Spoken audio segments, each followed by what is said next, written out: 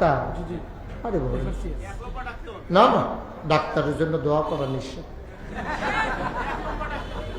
আর না, ডাক্তারের লেগে একবার দোয়া করে যে এই বিপদে পড়ছিলাম না। আমি মাহফিলে দোয়া করছি, আল্লাহ ডাক্তারের কামাই রোজগার বাড়াই দিও। সব লোক দাঁড়াই গেছে, কাউকে হুজুর আপনি একবার আরো দোয়া করতেন গিয়া, আপনি এটা একটা কাম করছেন। আমি কিতা কয়, ডাক্তারের কামাই বাড়বো, আমরা অসুখ হইলে না। আপনি একবার আর কামাই বাড়াইতেন গিয়ে, আমরা সহবলে দি বিছনাথ হতাই লেতে আছে না কোথায় নেই। পরে আমি দোয়া করছি ফিরত। পরে আমি কইছি, আল্লাহ ডাক্তারের দুধে ভাতে খাওয়াইও।